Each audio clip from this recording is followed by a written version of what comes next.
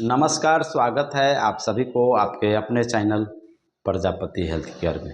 दोस्तों, आज मैं मेडिकल क्षेत्र से जुड़ी हुई एक ऐसे इम्पोर्टेंट मेडिकल कोर्स के बारे में बताऊंगा, जिस कोर्स को पूरा करने के बाद आप मरीज की इलाज करते हैं, आप डॉक्टर बन जाते हैं और मरीज की सेवा करते हैं। दोस्तों, हर लोगों की अपनी अपनी इच्छाएं होती है जीवन में कुछ करने की। किसी की इच्छा होती है इंजीनियर बनना, किसी की इच्छा होती है आईएएस बनना, किसी की इच्छा होती है डॉक्टर बनना, मरीज की सेवा करना। यह कोई बुरी चीज़ नहीं है। ऐसे में ढूंढते रहते हैं कि कौन से ऐसे सरल कोर्स करें और कोर्स कंप्लीट करने के बाद हम डॉक्टर बने और मरीज की सेवा करेंगे। आइए हम जानते हैं स्टेप बाय स्टेप पूरी डिटेल्स में। दोस्तों, आज हम बात कर रहे हैं सीसीएच कोर्स के बारे में, जिसको हम सर्टिफिकेट इन कम्युनिटी हेल्थ कहते हैं। सीसीएच कोर्स क्या है? आपके मन में सवाल उठता होगा, सीसीएच कोर्स क्या है? जिसको आप जान लें, सर्टिफिकेट इन कम्युनिटी हेल्थ होता है। इस कोर्स को ड्यूरेशन की बात करें तो 6 मंथ से लेकर के 2 साल तक यह कोर्स पूरा करने में समय लग जाते हैं। यह एक सर्टिफिकेट कोर्स होता है। इस कोर्स का उद्देश्य क्या है? तो इस कोर्स का उद्देश्य होता है कि कम्युनिटी में, गांव में लोगों को स्वास्थ्य सुविधाओं का उपलब्ध कराना, यानी कि ग्रामीण स्तर पर समुदाय में, कम्युनिटी में लोगों की स्वास्थ्य सुविधाओं का उपलब्ध कराना, जिससे कि लोगों को ससमय चिकित्सा मिल सके, प्राइमरी चिकित्सा हो सके और लोगों की जान बचाई जा सके। इसका मुख्य उद्देश्य होता है। इस कोर्स को करने के लिए योग्यता कितनी होनी चाहिए? इस कोर्स को कौन कर सकता है? दोस्तों, इस कोर्स को वही व्यक्ति कर सकते हैं जो जीएनएम का कोर्स कंप्लीट किए हैं, बीएससी नर्सिंग का कोर्स कंप्लीट किए हैं, या फिर उसको कहा जाता है पोस्ट बेसिक बीएससी नर्सिंग।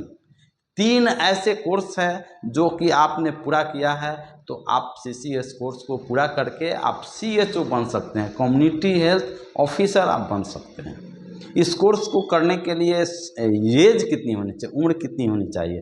तो न्यूनतम एज आपका 21 वर्ष होनी चाहिए और अधिकतम एज 42 वर्ष होनी चाहिए।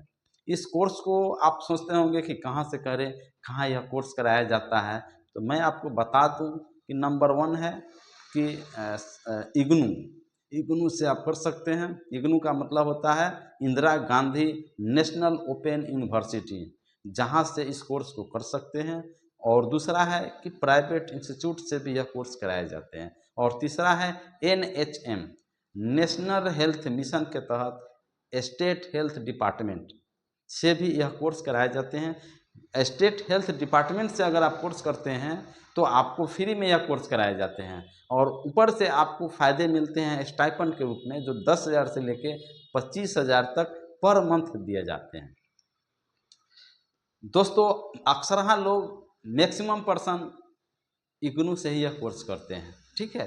क्योंकि इस कोर्स को जब इग्नू से करते हैं तो इग्नू से करने में आपके जो खर्च होते हैं, जो पूरे कोर्स को पूरा करने में आपको 15 से 20,000 रुपये आपको लग जाते हैं। अगर आप प्राइवेट संस्था से, प्राइवेट यूनिवर्सिटी से, प्राइवेट कॉलेज से अगर आप सीसीएच कोर्स करते हैं, यानी कि सर्टिफिकेट इन कम्युनिटी हेल्थ का कोर्स करते हैं, तो आपको 30,000 रुपये से 60,000 रुपये तक आपको लग सकते हैं। तो दोस्तों, इस कोर्स को फी की बात मैंने आपको बताया। अब मैं बतलाता हूँ इसके सिलेबस में क्या क्या चीज़ें हैं जो कि आपको कोर्स के दौरान आपको पढ़ाई कराए जाते हैं, आपको बताए जाते हैं। तो पहला है कि इस कोर्स को का उद्देश्य है कि कम्युनिटी हेल्थ और प्राइमरी चिकित्सा को बढ़ावा देना। कम्युनिटी में, यानी कि गांव में, समाज में, है ना, लोगों को प्राइमरी यानी कि प्राइमरी चिकित्सा का बढ़ावा देना, ताकि ससमय लोगों को प्राथमिक चिकित्सा हो सके, जिससे कि लोगों की जान बचाई जा सके।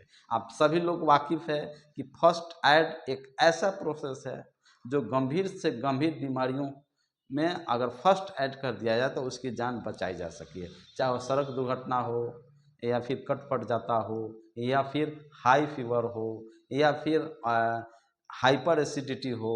बहुत सारे पेट में बहुत सारे ऐसे कंडीशन आ जाते हैं इमरजेंसी में, चूँकि वह फर्स्ट ऐड करते हैं तो उस रोगी की जान बचने की संभावनाएँ रहती हैं। तो पहला है पब्लिक हेल्थ और दूसरा है प्राइमरी हेल्थ केयर, यानी कि पब्लिक यानी कि समाज में लोगों को होने वाले बीमारियों के बारे में, मैक्सिमम जो बीमारियां होती है उसके बारे में आपको पढ़ाई कराया जाते हैं, ट्रेनिंग दी जाती है, आपको कोर्स के दौरान आपको बताया जाता है। और फर्स्ट एड कैसे करनी है, फर्स्ट एड के दौरान कौन कौन सी दवाइयों को आप लिमिटेड में आप यूज करेंगे, तो ये आपके सिलेबस में आते हैं। दूसरा है मैटरनल एंड चाइल्ड हेल्थ, मातृत्व एवं बाल स्वास्थ्य की देखभाल, गर्भावस्था के दौरान कैसे देखभाल करना है, जन्म के समय बच्चों को कैसे चाइल्ड हेल्थ के बारे में केयर रखना है। और तीसरा है रिप्रोडक्टिव हेल्थ, यानी कि प्रजनन संबंधित जो भी आपकी हेल्थ इशू है उसके बारे में आपको बतलाए जाते हैं। और सबसे मूल बीमारियां communicable disease, non communicable disease.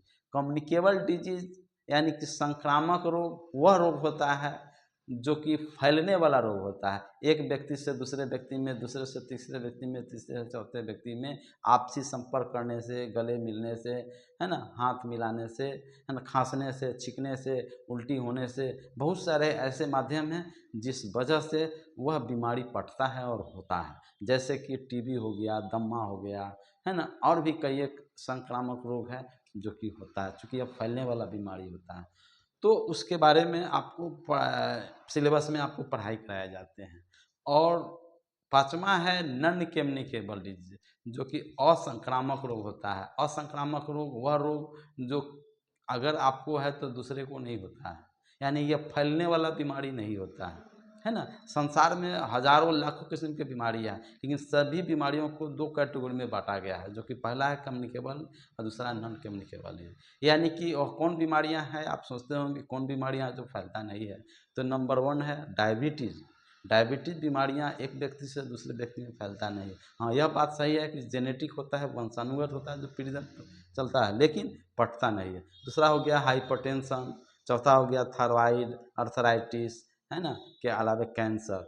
कई ऐसे नॉन कम्युनिकेबल डिजीज है, बीमारियां हैं जो फैलता तो नहीं है और लेकिन यह आसानी से हो जाता है। ऐसा क्यों होता है? पहले 30 साल, 40 साल, 50, 60 साल के बाद अक्सर लोगों में थायराइड, अर्थराइटिस, चाहे डायबिटीज, हाइपरटेंशन, है ना, हाई बीपी जैसे समस्या होते थे। लेकिन आज का जो ऐसा दौर है जो किसी भी एज में किसी भी लोगों को आसानी से हो जा रहा है। ऐसा क्यों हो रहा है? ऐसा होने का पहला रीज़न है लोगों को अनहेल्दी डाइट लेना। लोगों की जो जीवन शैली है, जो पहले की तुलना में काफ़ी बदल गई है। लोग काम करना नहीं चाहते हैं, लोगों का फिजिकल एक्टिविटीज़ नहीं है, लोग हमेशा मोबाइल से, लैपटॉप से, स्क्रीन से जुड़े रहते हैं। लोगों की जो बहुत सारी, जैसे जो ज़्यादा burger, pizza, momos, junk food, fast food, red meat, packings item, मैदा की बनी हुई चीज़ें, आइसक्रीम, कोल्ड ड्रिंक्स जैसे बहुत सारे ऐसे चीज़ें हैं जो लोग आज के युवा पीढ़ी खाने ज़्यादा पसंद करते हैं। इस सब रीज़न से, इस वजह से अस्वस्थ भोजन इसको काउंटिंग में गिने जाते हैं, जो कि असंक्रामक बीमारी होने का मुख्य कारण होता है। दोस्तों, अब हम बात कर लेते हैं फैमिली प्लानिंग के बारे में, जो कि परिवार नियोजन कार्यक्रम के तहत जो भी आती है स्वास्थ्य योजना, उसके बारे में बताया जाता है। इमरजेंसी में फर्स्ट एड कैसे करना है, इसके बारे में बतलाया जाता है। दोस्तों, जब आपकी सीसीएस कोर्स कंप्लीट हो जाता है तो आपको आसानी से प्राइमरी हेल्थ सेंटर में, है ना, उप स्वास्थ्य केंद्र में आपको आसानी से जॉब लग जाते हैं, और सीएचओ के रूप में, कम्युनिटी हेल्थ ऑफिसर के रूप में। दोस्तों, बिहार सरकार ने जो सीसीएस कोर्स कराई है, 1 वर्षीय कोर्स कराई है, जो एनआईओएस और राष्ट्र स्वास्थ्य समिति के संयुक्त तत्वाधान में, उस पर मैं अगले दिन चर्चा करूंगा। और आपका एडमिशन कैसे होगी, क्या एडमिशन ऑन हो गया है, पूरी डिटेल्स स्टेप बाय स्टेप मैं अगले वीडियो में मैं आपको बताऊंगा। तो वीडियो कैसा लगा कमेंट्स करके बताएं। वीडियो अच्छा लगा है तो लाइक करें, सब्सक्राइब करें और वीडियो को अधिक से अधिक शेयर करें। आप लोग स्वस्थ रहे, ऐसी हम कामना करते हैं। आपसे मैं विदा चाहता हूँ। जय हिंद, जय भारत।